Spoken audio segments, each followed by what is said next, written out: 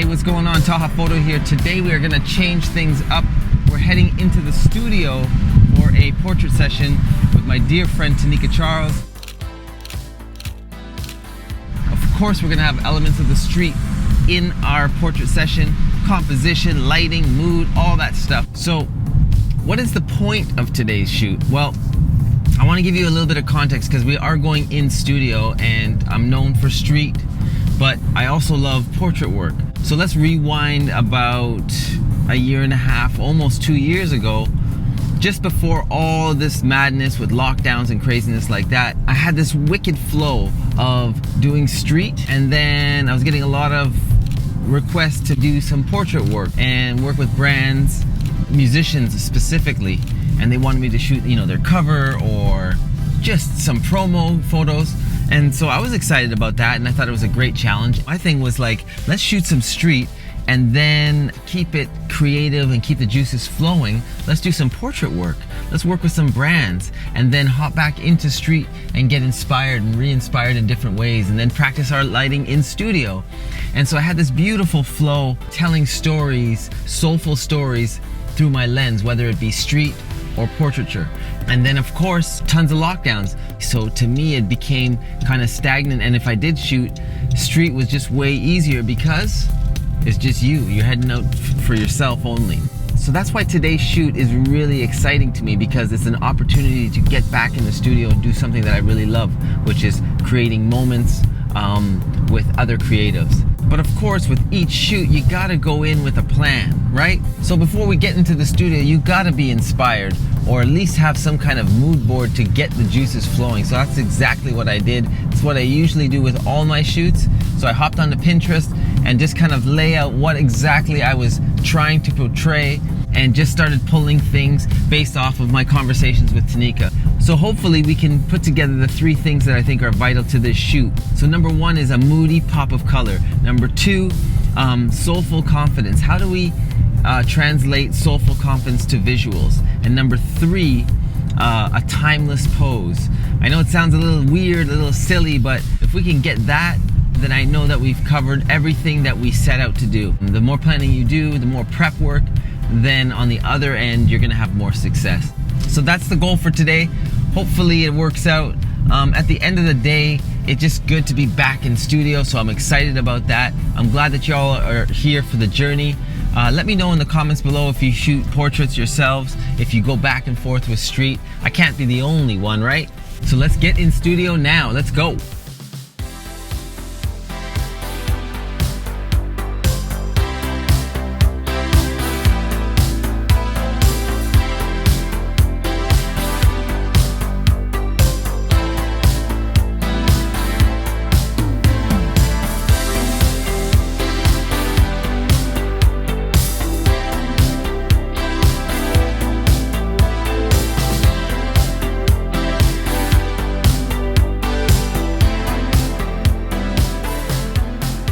Hey, what's going on, guys? I'm actually gonna do a little bit of voiceover. It's way easier to break down each look that Tanika had and how we came to those decisions and all that good stuff. So let's go. Alright, so for the first look, we went with the orange backdrop, and there was a number of reasons why I wanted to go with orange first. That was part of our mood board, was to have a pop of color. And again, you'll see later that we exaggerated these colors in post. So the focus was half body or beauty shots. So Tanika knew exactly what the frame was going to be before we even shot. That was number 1. Number 2 was, as you can see, there's it's like a gradient light, because I had put a light on the ground facing the backdrop. I had one simple softbox and a constant light on the other side of Tanika. Another side note to this first look was, this was what I would consider the hero shot. Usually you would start your shoot and let the artist warm up and get comfortable and relaxed. And then by midday, maybe you're shooting your hero look. But I actually wanted to get right to it.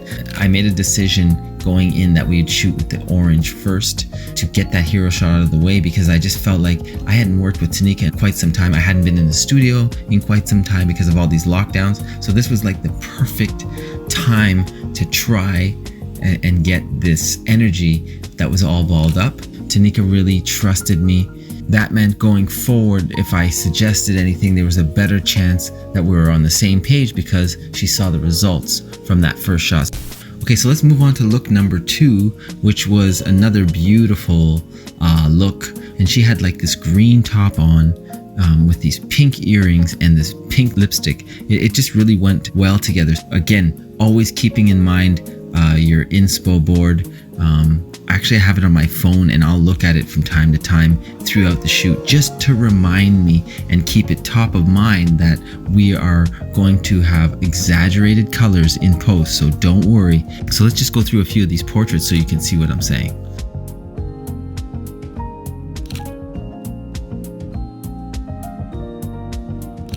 We knew that we wanted a timeless pose, so that's always a challenge because what does that mean?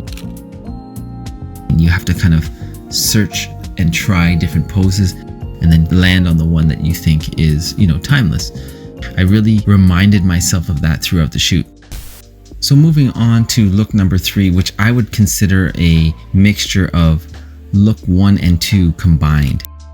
So you have a mixture of some strapless, some halter top, but again, jewelry, beauty, the posing, trying to get that pose right. You don't know what the pose is until you see it. So that was fun, just kind of going through that process.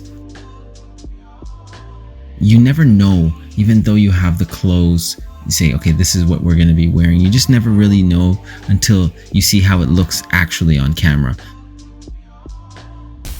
And finally, for look number 4, Tanika had this beautiful dress that was very starchy and had beautiful patterns, very vibrant. Even though it's half body, you have a full dress, half body. How do you make that work? Well, you try, you experiment. What I really felt was with this look, it would come down to the pose. Can we find a pose that would be potentially timeless or special or eye-catching? I think we did it.